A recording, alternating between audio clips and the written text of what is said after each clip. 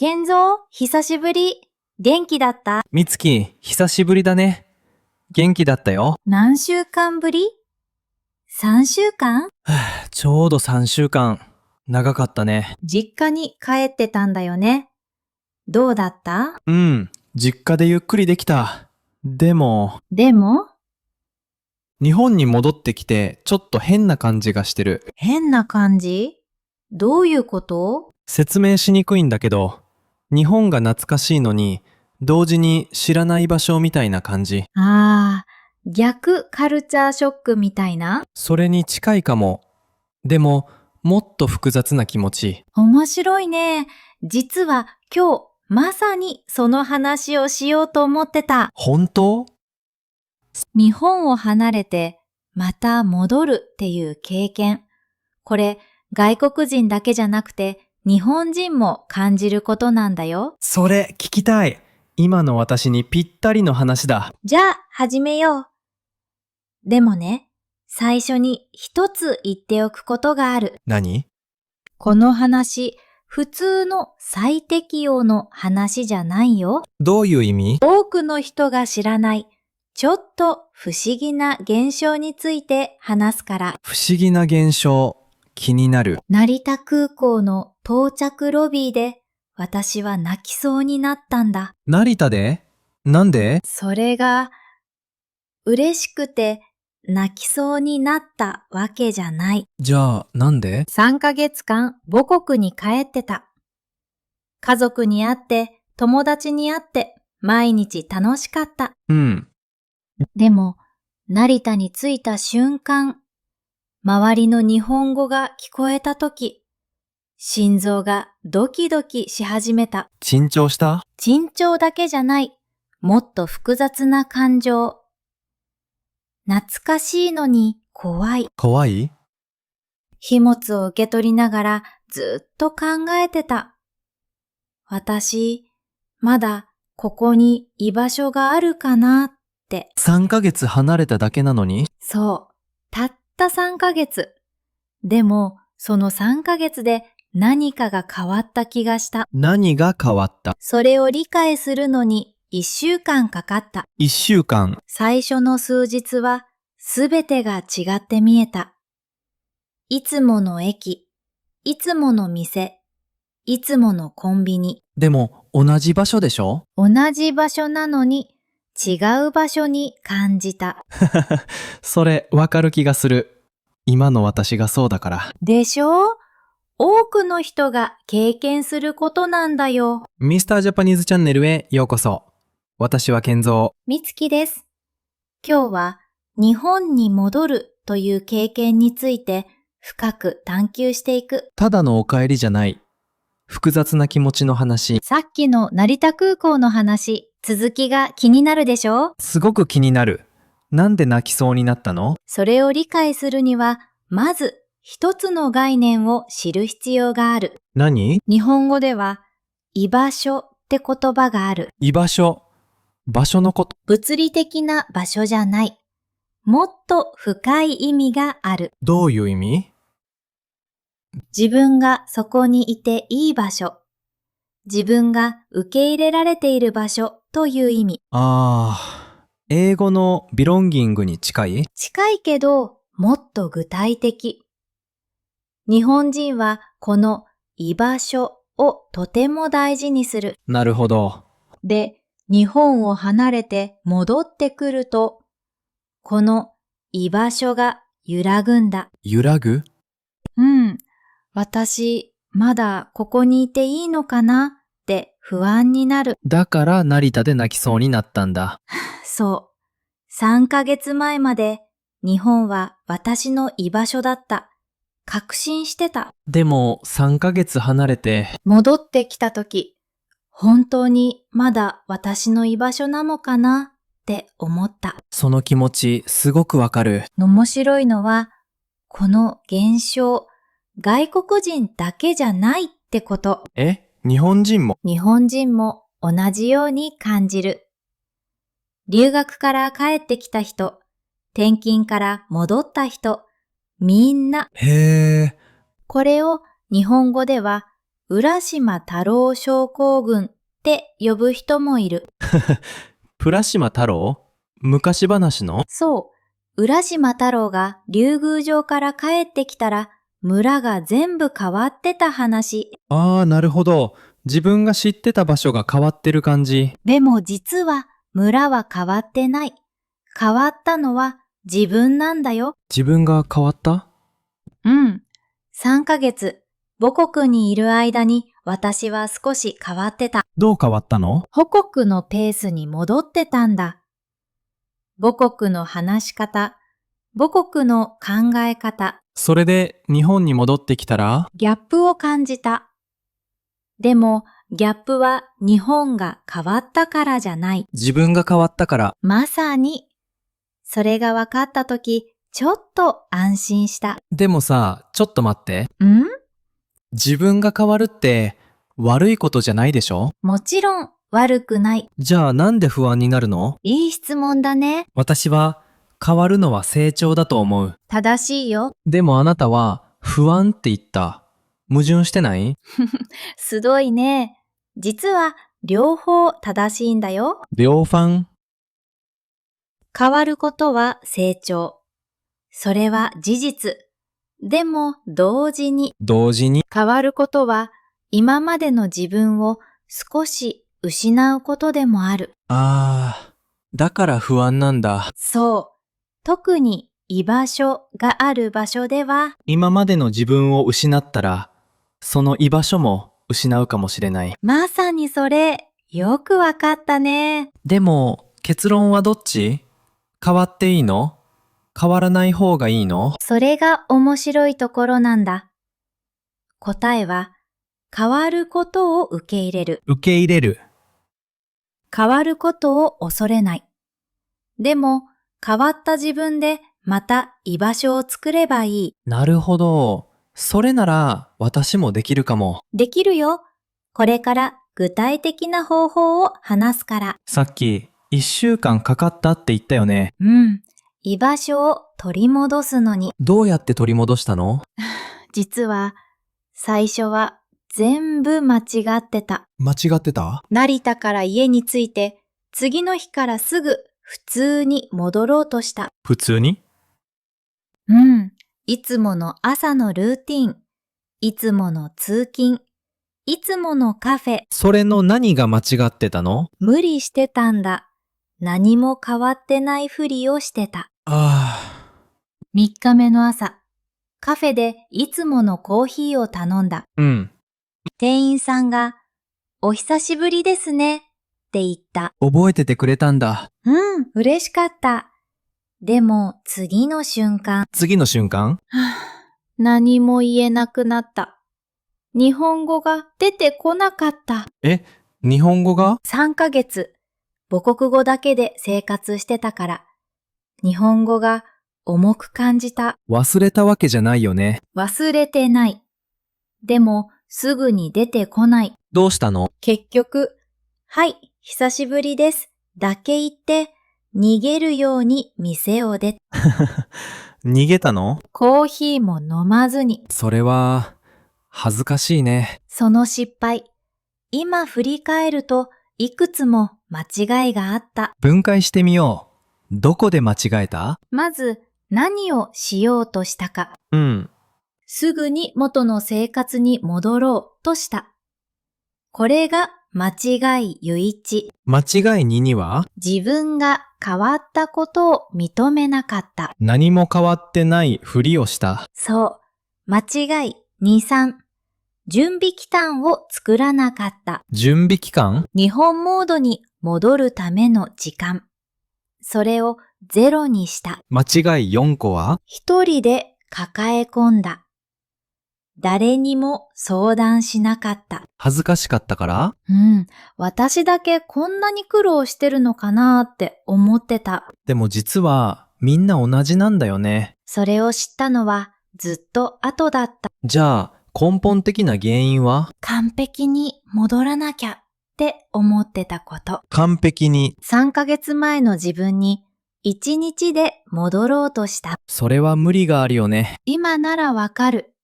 でもその時は必死だった。ところで、聞いてる人の中にも似た経験ある人いそう。日本に戻って苦労した経験。コメントで教えてほしい。具体的に聞くね。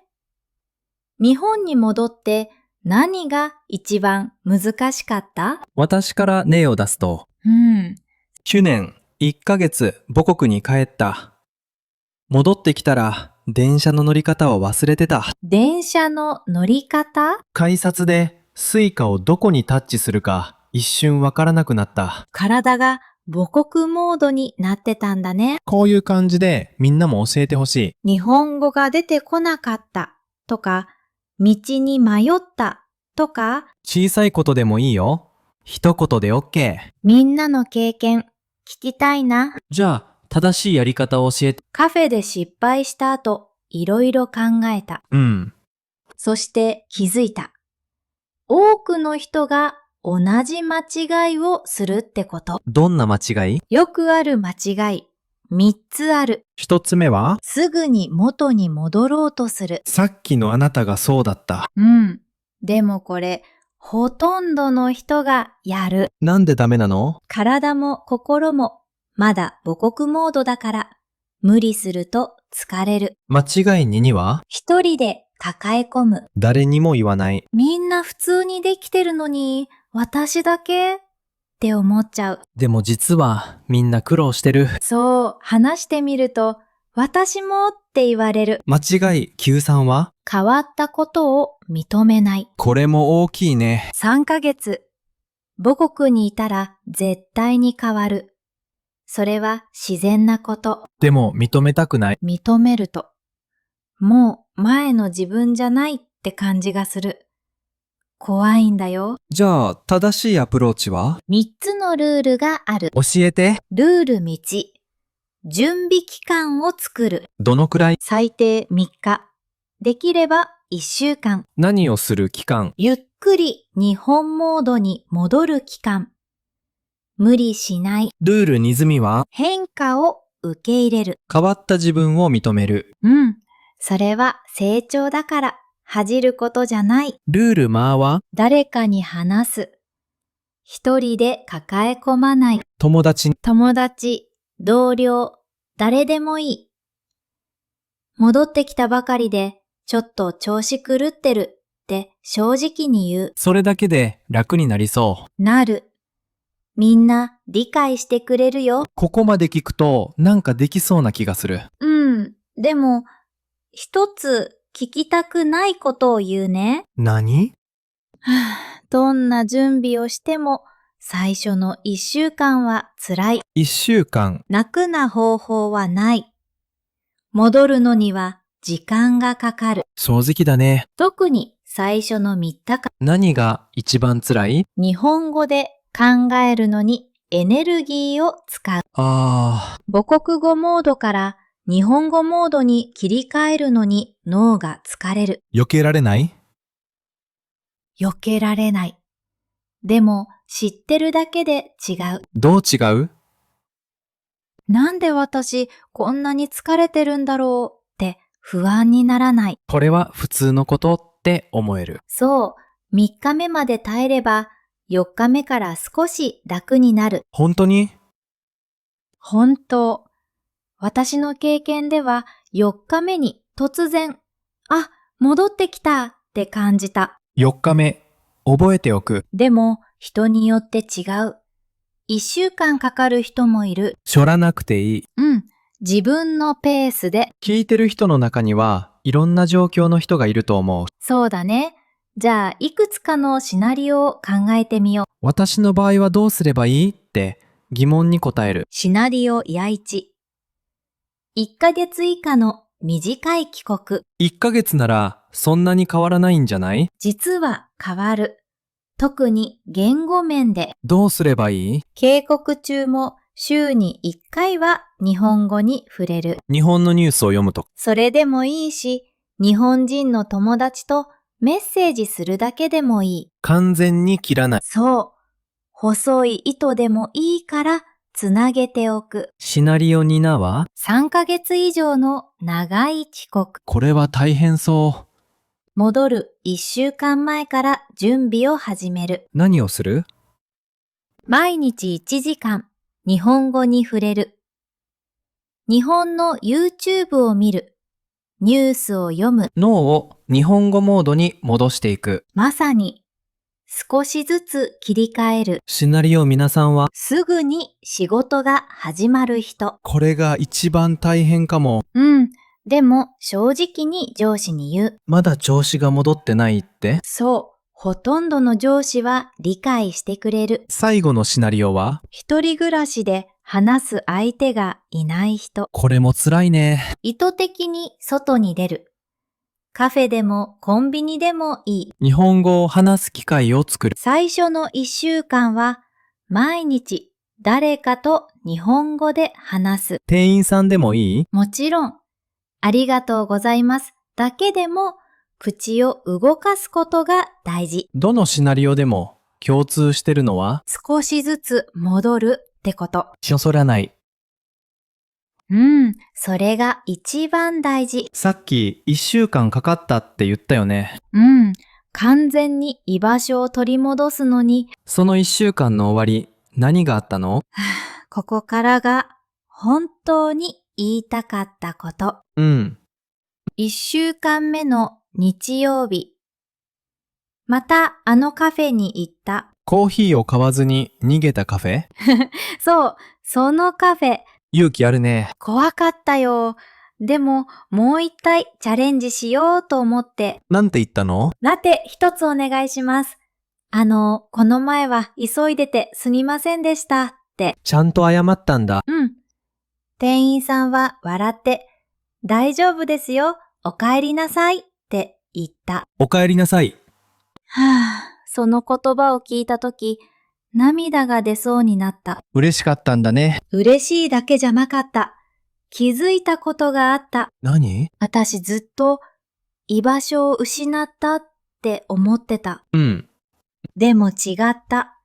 居場所は失ってなかった。どういうこと？居場所はずっとそこにあった。